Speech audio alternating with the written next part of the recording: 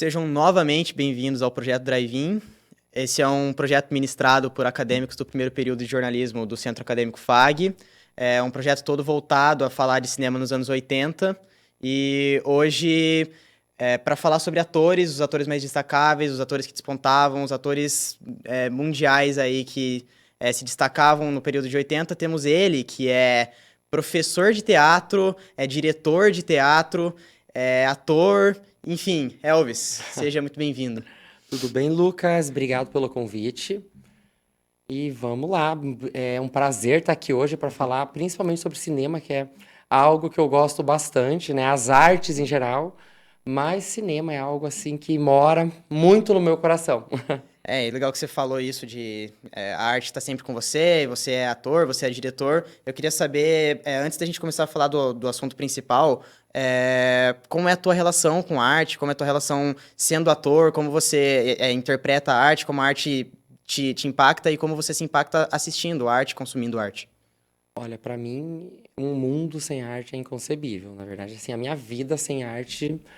Eu falo que a arte salvou minha vida, ela me salva todos os dias, é um clichêzão, Aham. mas é verdade. A minha relação com a arte, acho que ela já começou desde criança, eu já comecei a perceber muito cedo isso. Fui pro teatro ainda criança mesmo, não era um teatro, era um teatro mais de escola, digamos assim, que não é bem um teatro. Morei no Rio de Janeiro por 5 anos, entre 2013 e 2018. Fiz lá curso de teatro na Cal. Lá mesmo no Rio, participei de novela, fiz cinema também, fiz muitas peças de teatro, fiz série. Sou formado em jornalismo também, né? Que não é bem arte, mas é um contato assim com câmera, com vídeo, com tudo isso. Então, Narrativa também, né? com certeza. Inclusive, quando eu busquei o jornalismo, né, já sabia que eu queria ser ator, já sabe, né? Uhum. Já tinha isso, mas eu busquei o jornalismo justamente por essa proximidade, né? Aham. Do audiovisual, do contato com a câmera, isso que te encantava no jornalismo também por querer ser ator e por gostar das artes, certo? Muito. É porque assim, né? A gente que mora em Cascavel, em qualquer outra cidade do interior, a referência que a gente tem de arte, o que que é? Primeiro é a novela. O filme que passa na TV. Então a gente não tem acesso, muitas vezes, aos cinemas, acesso às grandes salas, né? Desculpa, ao cinema não, ao teatro. A gente não tem acesso aos palcos, às peças de teatro. E esse acesso todo eu fui ter no Rio de Janeiro, quando eu saí daqui, né? Então eu era aquela pessoa, eu quero ser ator porque eu quero fazer a novela. Né? Só que não se resume a isso. Uhum. Tem muito mais do que isso. E aí você conhece o teatro, que é essa coisa tão fabulosa, tão grandiosa, que aí você entende que a atuação vai muito mais além de você estar na TV. É claro que não tem, para mim é impossível escolher um dos tipos de arte, se eu prefiro atuar na TV, no cinema, no teatro. Eu gosto de todos eles. Mas em relação a consumo, a consumir, a fazer mesmo, eu gosto do cinema. Legal. Então, para começar a nossa conversa, para começar a gente falar sobre os atores da década de 80, vamos dar um geralzão aqui, colocar as cartas na mesa, assim, quem Vamos são lá. os principais atores que você consegue destacar desse momento, no geral, assim, no Brasil, ou no mundo, no geral, assim.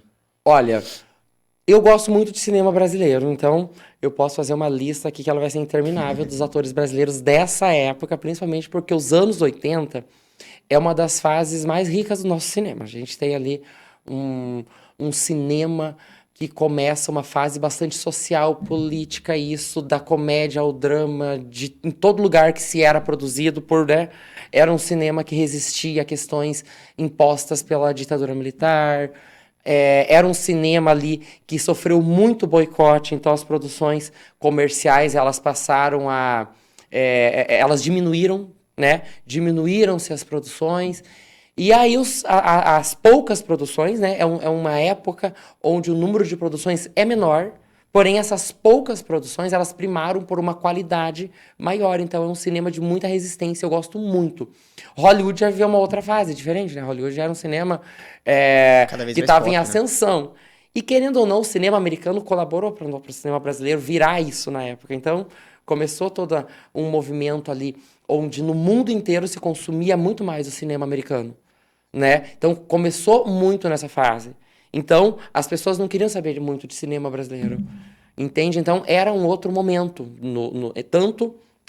Era muito diferente, eram diferentes os momentos, tanto nos Estados Unidos quanto no Brasil.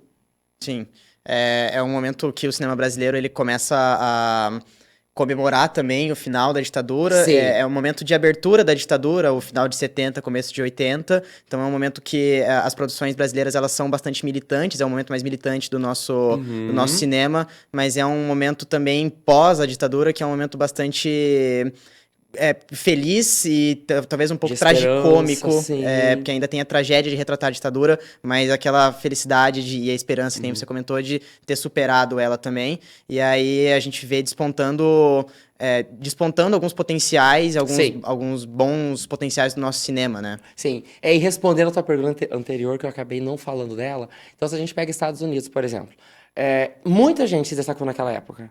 Mas eu vou falar daquela que eu considero a melhor atriz do mundo. Anos 80, assim, foi muito essencial a carreira dela, que foi a Meryl Streep. Né? Foi quando ela fez Escolha de Sofia. Eu não vou lembrar agora o ano exato, acho que é 84, não lembro. Só que antes disso, ela fez Kramer versus Kramer, que foi o primeiro filme onde ela ganhou o Oscar. Depois de Escolha de Sofia, ela ganhou o Oscar novamente, agora como a melhor atriz. É um filme maravilhoso, é incrível. É um filme, assim, que eu acho que ele foge bastante do que foi o cinema americano dessa época, esse cinema comercial. É um cinema que é quase parecido com o Brasil, porque a personagem da Meryl ali, ela vive num contexto, ela é uma judia na época da Segunda Guerra Mundial. Então, ela é uma personagem que vive naquele contexto. Então, se assemelha um pouco ao cinema que a gente fazia aqui. E é lógico, ali tem Tom Cruise, Schwarzenegger, tem muita gente que surgiu ali. Mas eu gosto de falar da Meryl, né? Que pra mim é a melhor atriz do mundo. No Brasil, já é difícil a gente falar exatamente em atores que despontaram para o cinema. Por quê? Aqui nós temos uma cultura muito televisão, novela. Então, o que acontece? A maioria dos filmes, até hoje, é assim, né? Claro que numa escala menor que antes, mas naquela época, o ator estava fazendo sucesso na novela, ele ia fazer cinema. Então, a carreira dele no cinema e na TV meio que se misturava e às vezes a gente não sabia exatamente se ele começou no cinema, se ele começou na TV. Na verdade, normalmente ele começou no cinema por causa da TV. O teatro brasileiro naquela época também era... também vivia um movimento parecido por conta da ditadura, então tinha muita gente, a própria Fernanda Montenegro, que é uma das poucas atrizes assim a conseguir ser premiada e ser igualmente fabulosa, tanto na TV, quanto no cinema, quanto no teatro. Então a própria Fernanda, ela estreia na TV nos anos 80, se eu não me engano. Mas teatro ela já tinha uma longa estrada. E aí isso a levou ao cinema, tá? Então um dos principais filmes desse período é com a Fernanda Montenegro, né? Que é o Eles Não Usam Black Tie, que é baseada, na verdade, é uma peça de teatro que também é do Guarnieri, que faz o filme com ela, né? O Guarnieri escreveu essa peça e aí ela foi adaptada para o cinema. Então a Fernanda Torres, para mim, é uma atriz muito importante, né? Para mim não, né? Para todos nós, é uma atriz bastante, para o cinema, importante nesse período. Então gosto muito da Marvada Carne. É um filme onde ela vive uma personagem que ela quer casar, é uma menina que vive no interior, representava muito as meninas daquela época. Regina Casé, inclusive, faz esse filme também. E aí é um filme... quando eu falo que o cinema dessa época ele era muito brasileiro, é porque os dramas, eles falavam de questões sociais. As comédias tratavam com o humor desse Brasil que a gente conhece, que é tão plural, sabe? E esse filme retrata bem isso.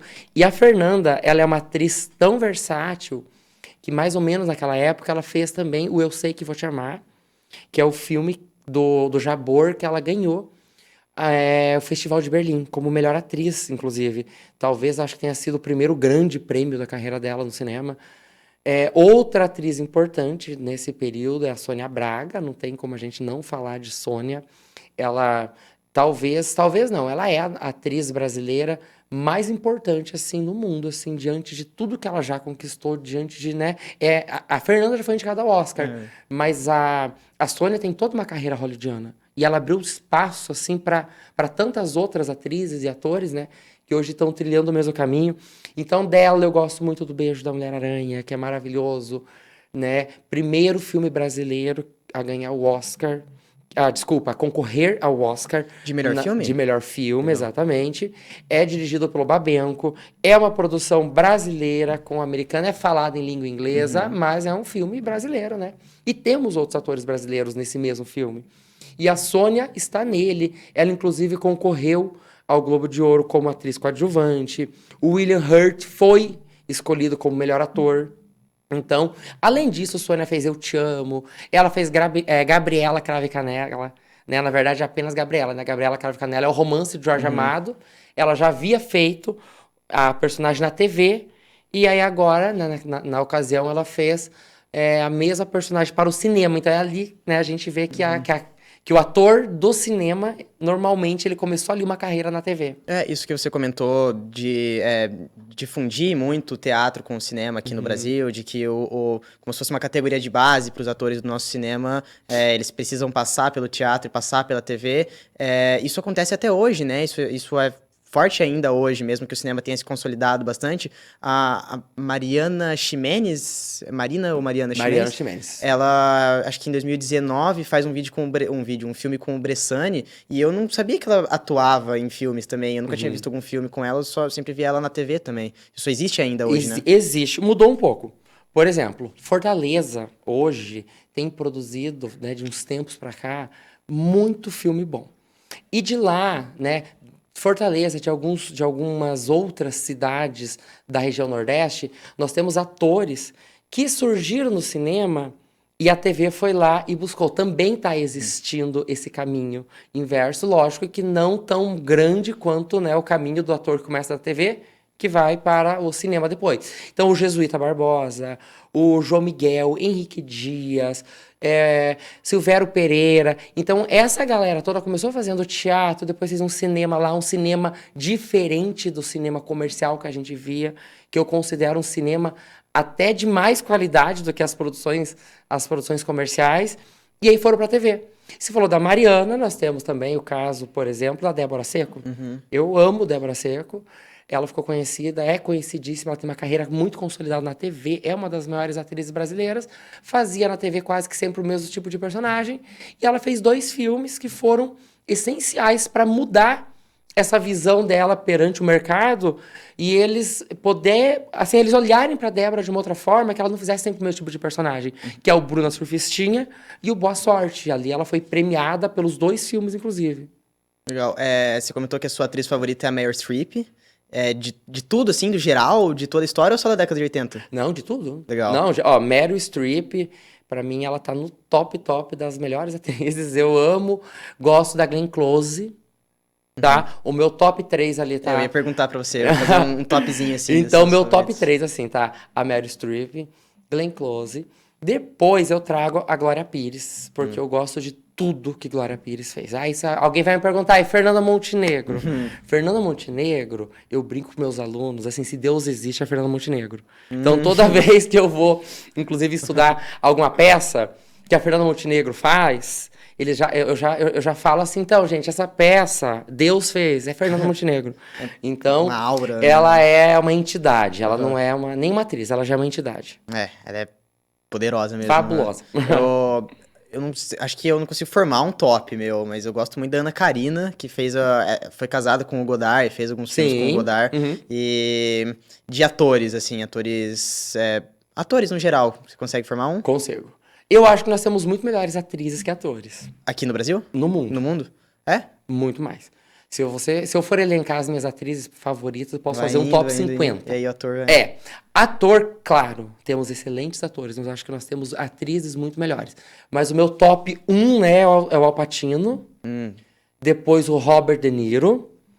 Gosto, ali no terceiro lugar, ele fica um pouco, né, eu gosto do Dustin Hoffman, eu gosto do Tony Ramos, eu gosto aqui no Brasil do Raul Cortez, né, que já morreu. Nossa, muitos.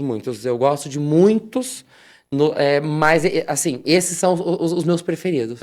Eu sou apaixonado no Grande Otelo, assim. Eu acho que ele, no mundo, na história, é meu ator favorito, assim. Eu falei da Ana Karina, eu acho que é os dois, assim. A Ana Karina e o Grande Otelo, eu sou... Mas é porque Rio Zona Norte, década de 60, assim, é meu filme favorito do cinema brasileiro. E o personagem do Grande Otelo, das luzes, como é que é o nome dele? É o... Enfim, a personagem do Grande Otelo, ele é a epítome do nosso cinema na década de 60, assim. Ele é o...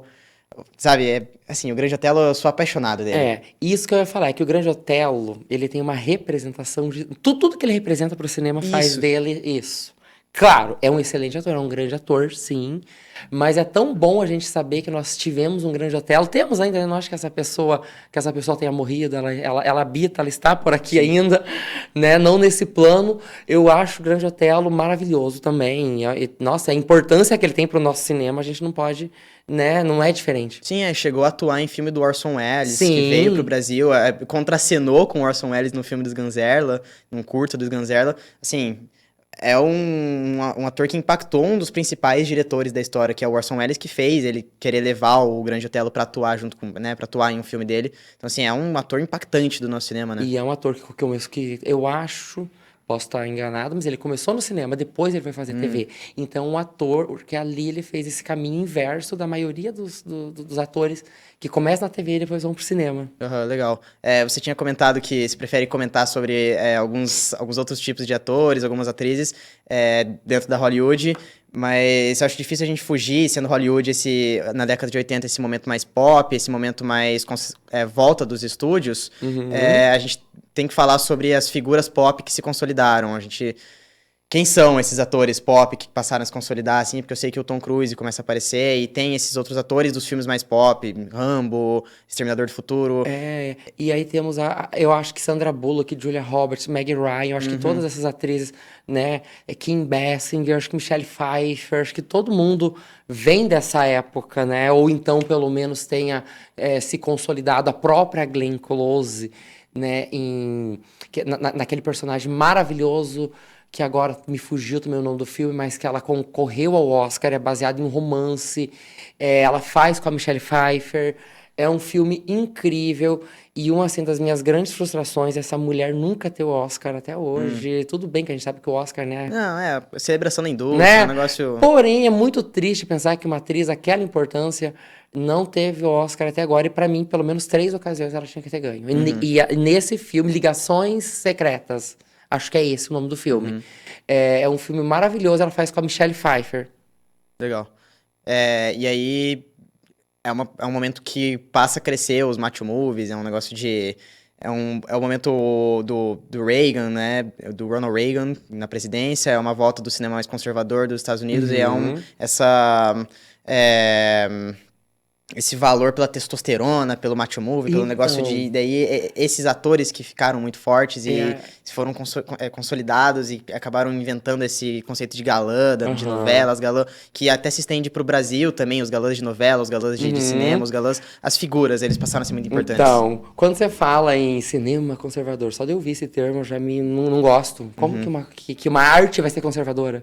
Então, por isso que talvez eu não ache esse cinema americano tão atrativo. Não mesmo. Por isso que eu não vou me atrair por ver um Rambo, por ver alguma coisa a gente falou agora não do Tom Cruise, sabe? Não vai me atrair, não quero ver isso. Claro, respeito, né? Tem público para. Então, por isso que eu gosto quando eu vejo uma Meryl Streep nessa época fazendo Uma Escolha de Sofia, quando vejo uma Glenn Close fazendo Ligações Secretas, eu gosto, né? É esse cinema que eu gosto, é isso que eu quero. Eu quero aquela arte... Né, já que a gente tá falando anos 80. Eu prefiro o cinema, muito mais o cinema brasileiro dessa época. Eu quero aquela arte que vá lá, que conteste, que coloque as pessoas para pensar, sabe? Que dê uns tapas na cara da sociedade de vez em quando. É isso, a função da arte é isso, não é um mero entretenimento. Então, quando a gente pega esse cinema comercial dos Estados Unidos dessa época, claro que não todo ele, tem muita coisa de qualidade dessa época, mas a maioria é isso. Ainda que o primeiro Rambo, o personagem Rambo, ele vence depois, a partir do segundo filme, se consolidando mais como esse personagem brucutu, que era normal, mas o primeiro ele ainda é um filme um pouco, né, ele tava fugindo da guerra, ele é um ex-soldado de guerra do Vietnã, e aí tem esse peso da culpa, ele ainda é um pouco contestador, mas realmente a personagem do Rambo, a partir do segundo filme, começa a ser só esse negócio de testosterona, e ele é extremamente macho, e é um negócio tosco, um negócio ridículo também. E o Tom Cruise também, tem filmes com o Kubrick. Então, assim, eles ainda são só trabalhadores que estão à mercê da indústria, né? Eu tenho muita implicância com o Tom Cruise. Não gosto. Eu gosto do Tom Cruise eu acho que um pouco por causa do De Palma, que fez o primeiro Missão Impossível, que é bem bom, assim. Assim como eu tenho muita implicância com o Adam Sandler, gente. Eu vou te acompanhar dele. Eu gosto do Tom Cruise, mas eu te acompanho. E ele faz muita coisa com a Jennifer Aniston, que eu amo, e às vezes eu vejo pela Jennifer Aniston. Entendo.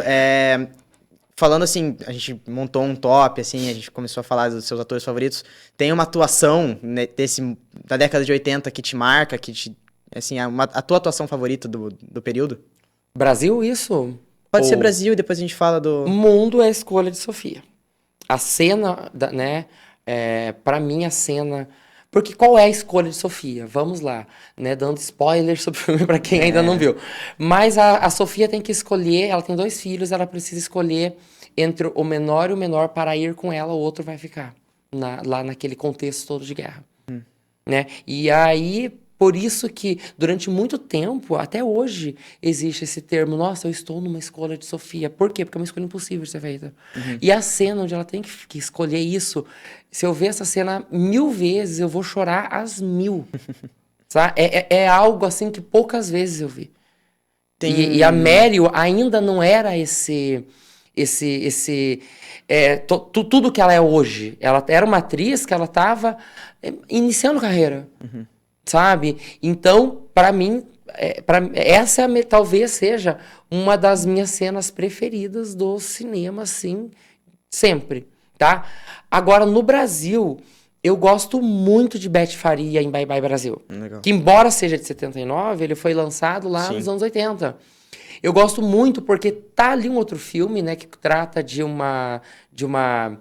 são artistas mambembes que estão percorrendo pelo Brasil.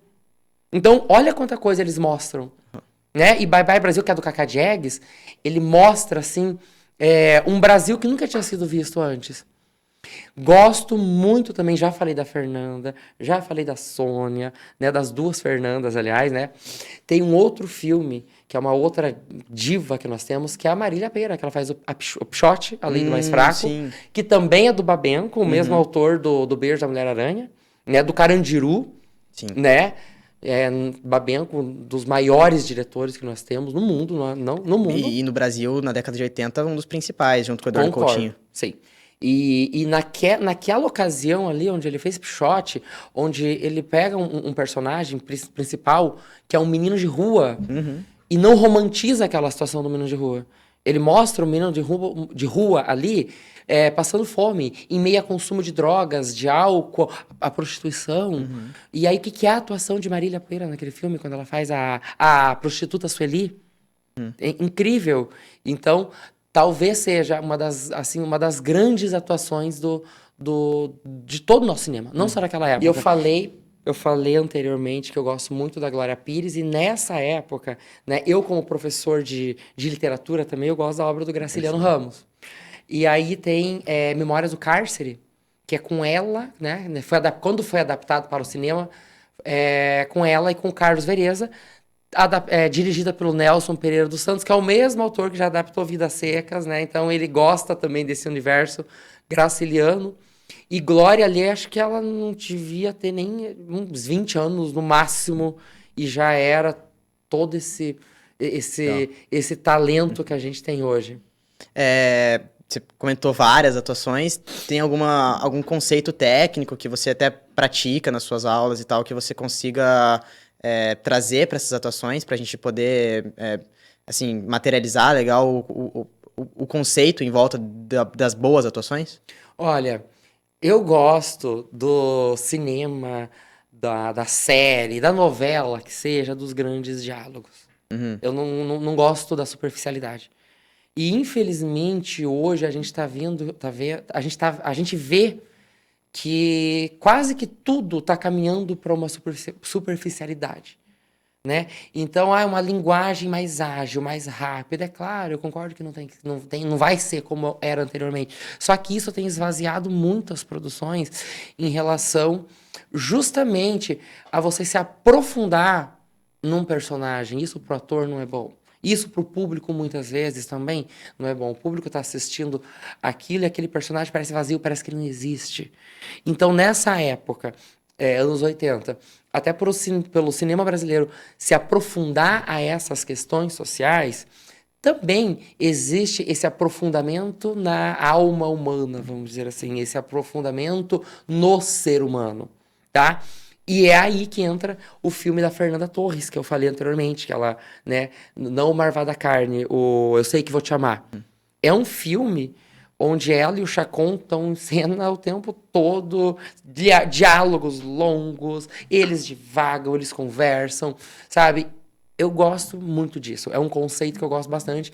Tem um outro filme que também faz isso, que é o Eu Te Amo, com a Sônia Braga. Também é um filme de bons diálogos, de diálogos longos, de, né, aquelas conversas que te colocam para pensar.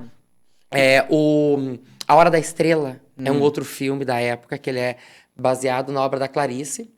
Ele é dirigido por uma mulher, me fugiu o nome da mulher agora, não sei se você lembra, mas é um filme dirigido por uma mulher. A atriz que faz a Macabeia, a Marcélia Cartacho, ela é maravilhosa. E Clarice, ela já tem essa característica na literatura dela de nos levar para o psicológico. E o filme faz bem isso. Eu gosto desse tipo de atuação, desse tipo de trabalho técnico mesmo. É a Suzana Amaral quem dirigiu. Suzana Amaral, isso.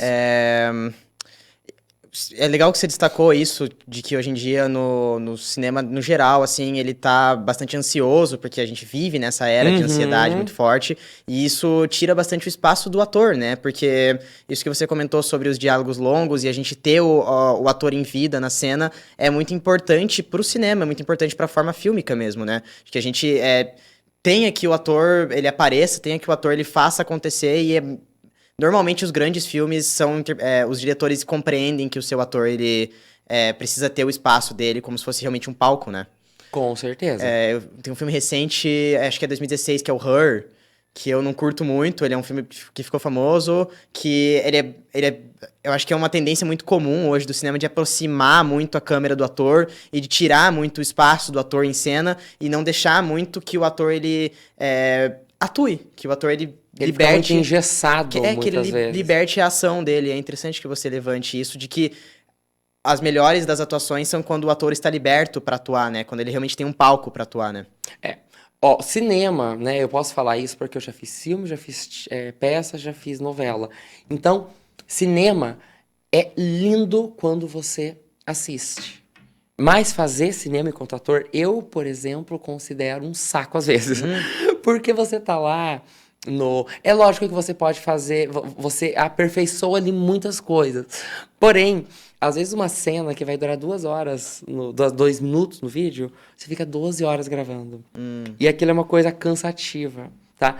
E aquilo pega de todos os ângulos e aquilo vai levando você a um esvaziamento muitas vezes, né? Tudo bem, né? Você repetiu a cena, a tendência é ela melhorar, tá? Beleza, 2, 3, agora 60, 80, 90 vezes. Aquilo uma hora te leva a um esvaziamento, né? Sei que é necessário, é como se faz cinema, mas isso no cinema é um pouquinho chato. Diferente do teatro, que realmente te dá essa liberdade. Improviso, o teatro, né? Não é tão técnico, você tem todo um palco, você não precisa se preocupar com uma câmera para você se movimentar, que você vai sair do foco. Mas é isso, são artes diferentes, né? Linguagens muito diferentes, maneiras de atuar diferentes, é tudo diferente. Então, cabe a gente se adaptar também a elas, né? É isso. Legal, eu acho que a gente tá chegando ao fim aqui, a gente conseguiu deslumbrar bastante coisa. Você acha que tem alguma coisa ainda pra gente comentar? Alguma coisa que vale ser comentada? Você tem que ter o espaço aqui pra, enfim, esse ponto final. Olha, se eu pudesse agora falar algo assim, já pra concluir, consumo cinema nacional, cinema brasileiro. Perfeito. De qualidade. Nelson Pereira dos Santos. Eu escuto, eu posso fazer uma lista, se vocês quiserem. Porque uma das coisas que eu mais escuto e que me irrita muito é alguém falar, eu não vejo cinema brasileiro, eu não gosto. Aí você vai perguntar, o que você viu? Aí a pessoa normalmente viu algo assim, muito de gosto muito duvidoso, né? Viu Tropa de Elite só. Não, Tropa de Elite ainda é bom. Eu não gosto. É? Eu não gosto. Não gosta? Não. Porém, eu digo assim, só viram aquelas comédias de origem muito duvidosa e acho que cinema brasileiro é aquilo. Não, gente. O cinema brasileiro é um dos mais ricos do mundo. Um dos mais ricos do mundo. Vai ver cinema brasileiro para além das produções comerciais. Sim. Vejam as produções comerciais também. Mas sai desse nicho. Expande, é isso. O cinema novo impactou novela e vague, gente. O cinema novo impactou o Godard. O Godard amava o Glauber Rocha. Então, a gente tem um cinema muito rico aqui no Brasil. A gente Enfim, a gente vai se despedir. Elvis, muito obrigado pela sua participação. Muito obrigado por ter aceito participar aqui. Foi de muita ajuda para o nosso projeto. Imagina. Que bom que eu ajudei. Eu gosto de falar. É algo que eu gosto de falar. Legal. Falaria a tarde inteira. Foi muito bom. Obrigado também pelo convite. Obrigado pela sua participação. Obrigado por quem acompanhou. Obrigado para quem assistiu. Ficamos para as próximas entrevistas. Muito obrigado.